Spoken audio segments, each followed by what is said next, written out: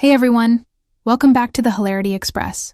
Today we're diving into an interesting and somewhat unconventional topic that'll definitely make you take a second look. We're taking a sneak peek inside a house that's been described as, well, a bit repulsive, Gene Hackman's former home.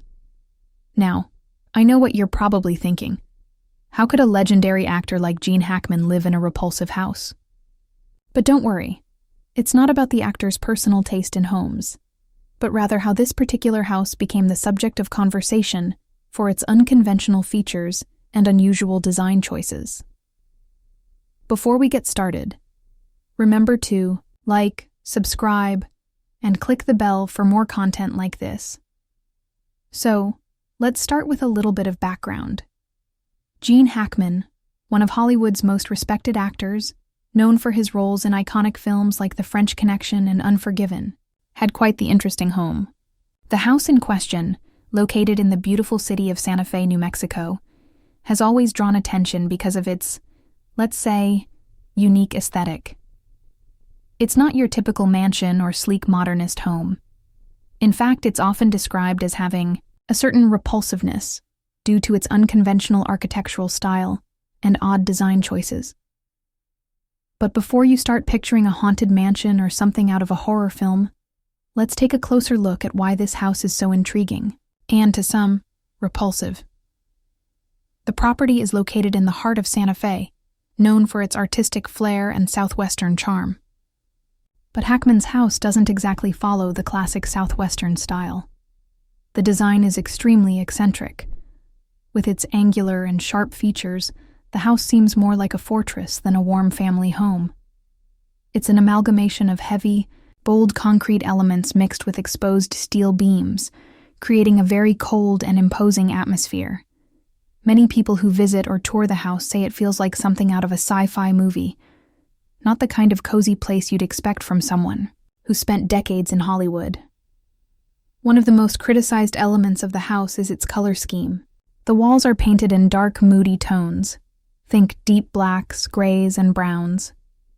While some might say this creates a sophisticated, modern vibe, others argue that it makes the house feel heavy and oppressive. It's the kind of color palette that leaves you feeling a little uncomfortable rather than relaxed.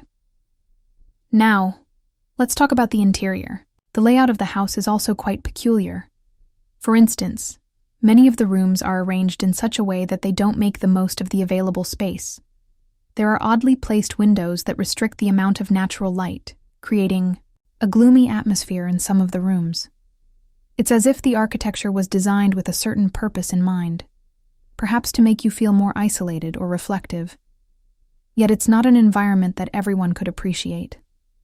Some of the decor choices inside, such as mismatched furniture and strange art pieces, only add to the house's reputation for being, well, a bit repulsive to those who prefer a more traditional or inviting home setting. That being said, it's important to note that not everyone sees this house as repulsive. Many fans of Hackman, and those who appreciate unique architectural designs, actually admire the boldness and character of the home.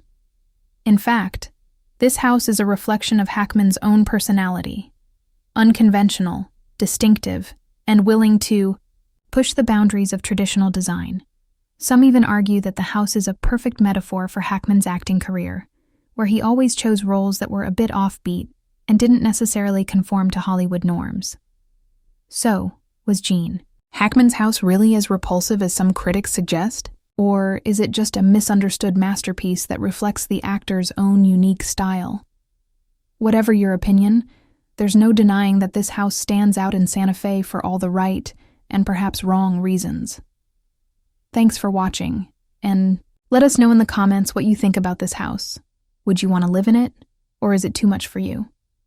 Don't forget to like, subscribe, and hit the bell so you don't miss any of our future videos. See you next time.